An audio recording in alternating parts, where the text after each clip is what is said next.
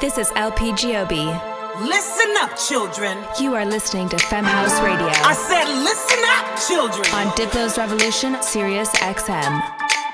A wonderful night is made as much by the dancers as the music. Guided as much by the spirit of joy in the room as by the hand which reaches for the next record. Each of us has a role in tonight's experience. We all play in the band. This is LP Giobbi, and I founded Femme House, a 501c3 foundation and educational platform that teaches the technical areas of music making for women, non-binary, trans, and other marginalized gender identities. Every week, I will be interviewing and spotlighting women in music while bringing you the best dance tunes from around the world. You are with LP Giobbi, and our next guest on Femme House Radio is DJ, artist, producer, influencer, and the first lady of the Jersey Club movement, UNIIQU3. She has worked with Givenchy, Vice, Red Bull, Sound Select, H&M, MTV, Boiler Room, and many more. She has been played by Skrillex, A-Track, Anna Leno, Michael Braun, and Mike Q, and has supported Black Coffee, Big Frida, Migos, Khalid, Diplo, and more. As a performer, UNIIQU3 moves effortlessly from hard-hitting bass music to hip-hop, R&B, and her own cuts. She has performed at Coachella, Afropunk, and everywhere from Australia to South America. UNIIQU3, it is such an honor to have you on the show. It is such an honor to be here. You know that. I just adore you. I adore you. So what is your origin story? How did you get into producing and DJing? Okay, so I got into DJing first, and that's because I was just, a party goer. Like, I used to go to so many parties with my homegirls, and I just found myself, not seeing that many representation of women, like, behind the decks. And I was in high school, by the way, so I was just like, you know what, high school going into college, I was like, you know what, I want to learn how to DJ. So my boyfriend at the time was a DJ. I made him help me. All of my peers that were DJs, I was like, you guys are going to help me. And I used to go to the sound man's house a lot because, they had the equipment. So I'm just like, I need to go to the source. And I feel like that's where I really learned how to do everything tech-wise. And as far as just, really DJing gigs, I would just, go to pop up, to be honest. It was like a free-for-all. Like, we were so young, it was like people didn't really like, you would have a set time, but it wasn't like it was a party thrown by us for us. So I feel like it was way more flexible. So I would just show up with like my CD book, like, or just my laptop. I love this. Let's go.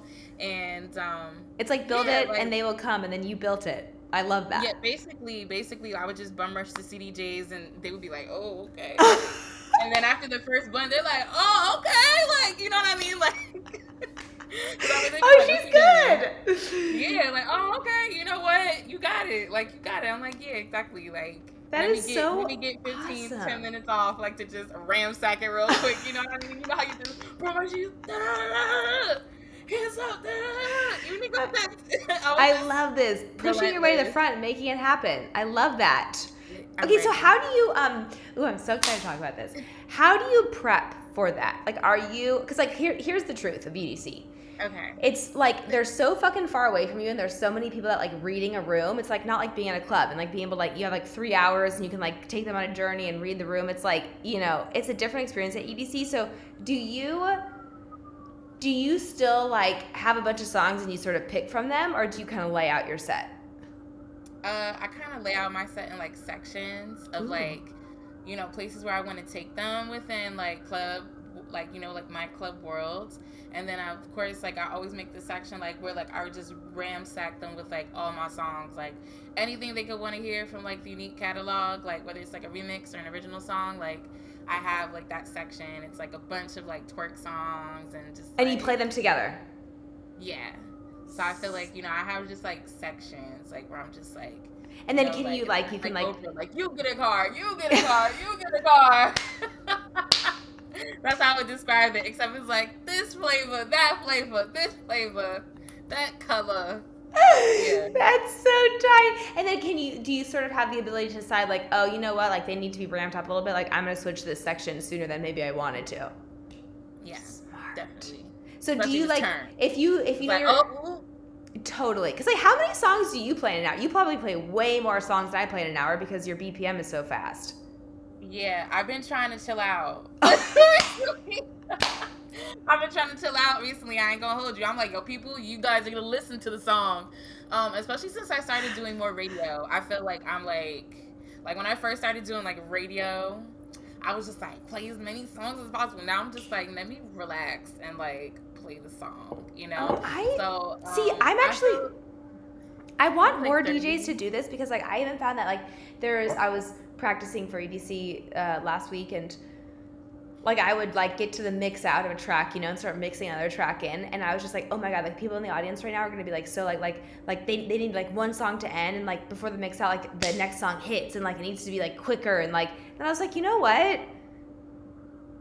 I don't want to talk shit about any kind of, like I think EDC is a beautiful, really very cool festival, but right. I'm like, fuck that. Like these kids. Yeah, we know. You know? Like this is about to play just a bunch of drops. Yes! I don't want to just play drop after drop after, like these, like they need to learn a little bit more patience, and like also the bigger the build, the more impactful the drop. And so if I'm just like dropping all the time, like that gets tiring. Like there needs to be, I know it's a short set, but still like I had to fight myself against like the natural tendency to want to just like, ooh, I don't want them to get bored. Like fuck that shit.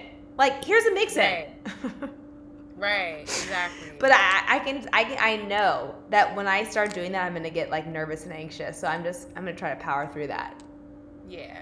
Like definitely. In a club, that's no problem, you know. But in a setting like a it's main so EDM festival, I can't even imagine how big it's gonna be. I'm excited though. What time do you play? What day? I play Friday. I think like 8, 9. I don't know. Damn it. I just looked at my phone today and was like, oh yeah, my flight is tomorrow. Like, so yeah. Damn, I don't get it. I've been really bad at that lately. Like, yeah.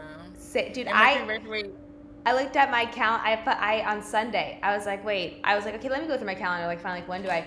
And on Sunday, I realized I leave and don't come back until September, and I hadn't even started packing. I'm like, wait, what? Like, how do I even pack for 4 months? Like, what is this?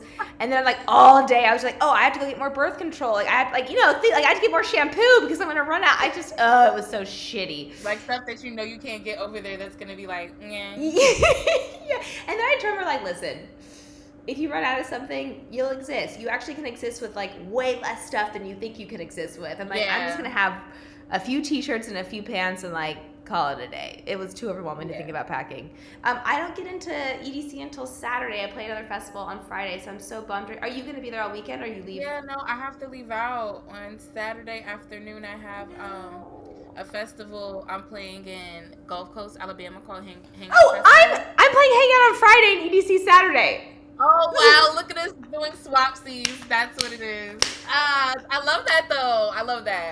That's like, actually very cute. That's very cute. But damn it, I would rather, I was really wanting to do EDC Friday and then get out and go to hang out because like I know it's a weird random place, but I heard it's a beautiful location.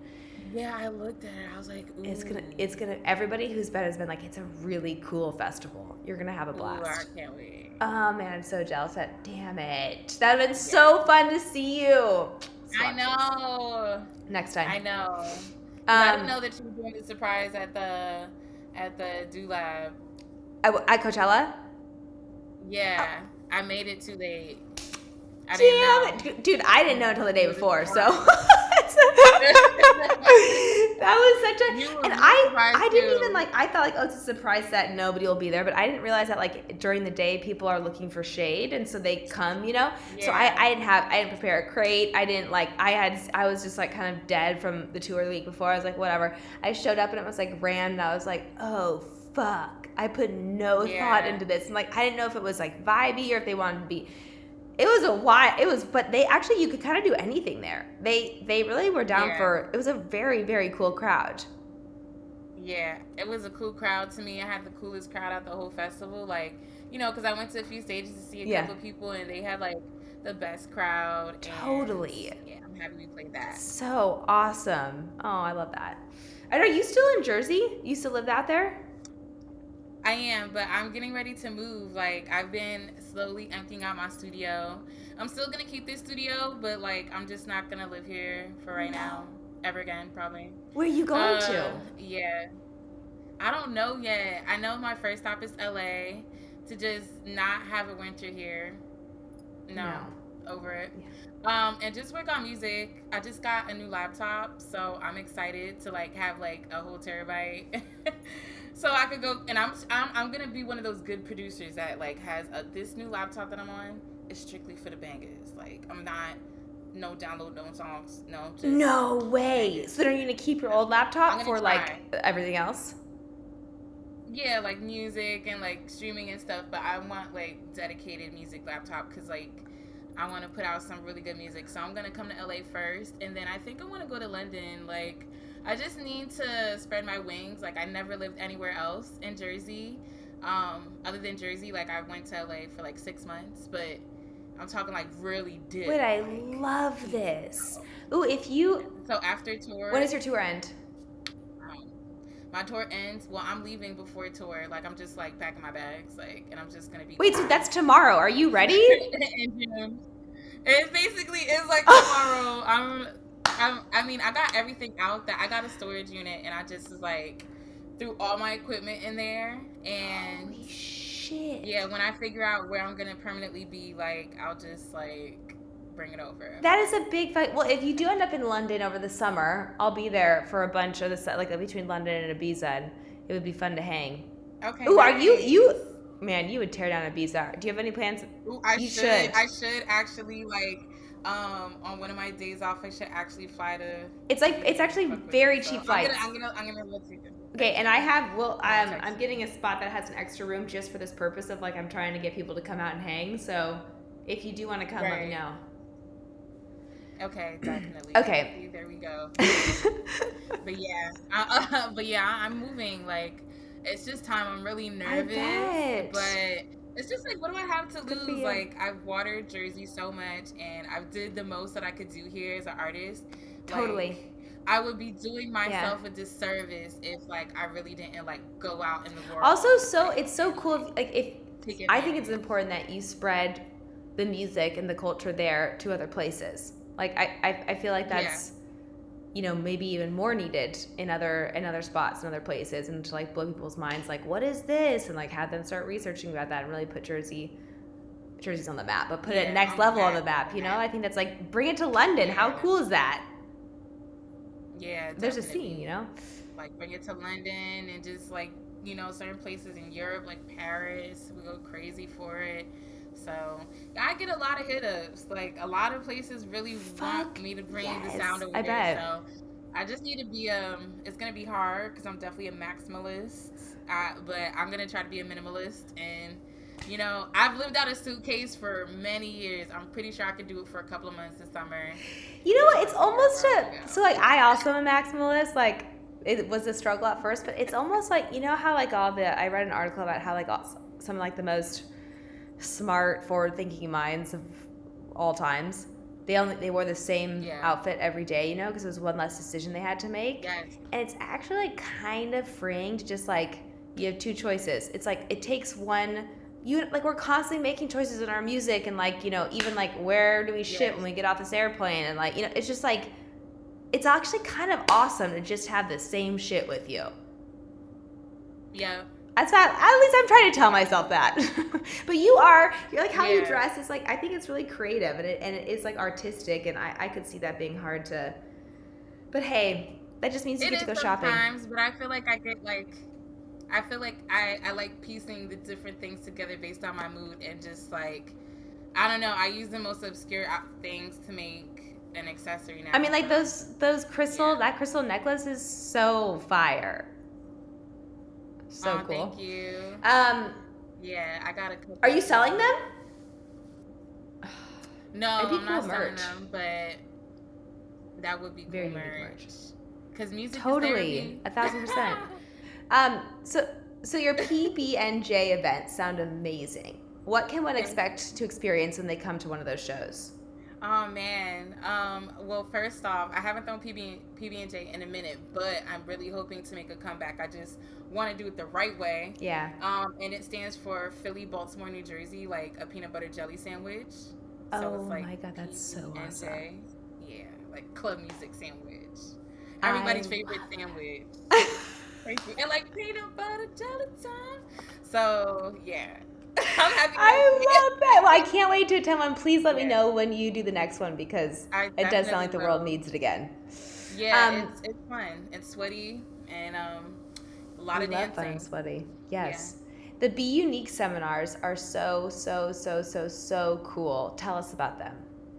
Okay, so those seminars, I do go over just everything you would need to know about using a CDJ in terms of DJing. But what I really like to focus on is just the DJ etiquette behind, the whole thing. Like, you could learn how to DJ, but getting gigs is something that, is a skill in its own self and not really something that you could go to school for. You know what I mean? It's so many different lanes you could go down. So I kind of just made that to help, simplify the steps you need to take to get some currency, to build a team, how to send a proper email. Wow. Yeah, what kind of DJ you want to be, fashion, festival. Right, because those are all different paths. We just launched at Femme House our DJ courses, but we haven't really touched on, we were getting a lot of responses of okay, but now what? How do I, now what? And I'm always great question. That's so cool that you offer that. I think that's so important. Thank you. And, we're we OGs, so I come from getting gigs before agents and all that, and then even before the internet, and now I've changed the course so that I can help them get digital virtual gigs because that's the new thing. So wait, this is amazing. And where can people check out information on this? They can check it out on my website, uniquemusic.com. I have a section called Be UNIIQU. Awesome. And I personally really want to make it just like a digital hand guide, so hopefully I could do that soon. Thank you for giving back. That's awesome. So awesome. I saw that you teamed up with one of my favorite brands, Chromat, at New York Fashion Week. I loved that. What was that like? I love that. I love that you love them. Chromat babes. They've always been so supportive of me DJ wise, and I would do their Fashion Week after parties, but cool. I've always been the most thing people could say is no. So I just asked them yo, can I play my song? Can I perform my song, Work Your Body? It's all about, just working your body. You guys are about size and inclusivity with your line. And they were sure. And I was can I have dancers? They were sure. And I was what else can I do? Oh my God, the power of asking. That's so. That was fun. Oh, it's so rad. That seems to be your ethos. You might as well just ask. Yeah. The most people could say is no. Yeah. Okay, then you're back to where you were anyways. Okay, right. So what are you most excited about this summer? Oh man, so many things. I feel I'm really excited for festival season, but especially festival season in Europe because I never experienced that. Every time I go to Europe, it's so edgy and, but euphoric and very ravey. So very ravey. Very ravey. So I'm really looking forward to seeing how their festival season is.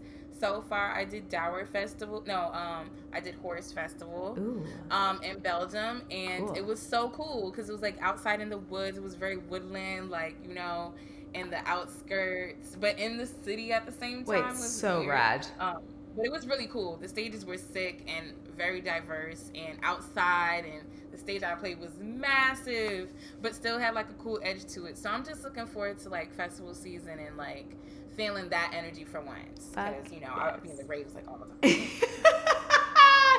Bring those folk dance moves out. Well, thank you so much for being a guest on Femme House Radio. I am a huge fan. I have been since I discovered dance music. Thank you for leading the way for so many people. You're amazing. I support you and everything that Femme House has been doing. Okay, please keep it up. Thank you too. This is LP Giobbi. Listen up, children. You are listening to Femme House Radio. I said listen up, children. On Diplo's Revolution, Sirius XM. A wonderful night is made as much by the dancers as the music. Guided as much by the spirit of joy in the room as by the hand which reaches for the next record. Each of us has a role in tonight's experience. We all play in the band. I said, we all play in the band. This is LP Giobbi, and I founded Femme House, a 501c3 UNIIQU3 Foundation, an educational platform that teaches the technical areas of music making for women, non-binary, trans, and other marginalized gender identities. Every week, I will be interviewing and spotlighting women in music while bringing you the best dance tunes from around the world.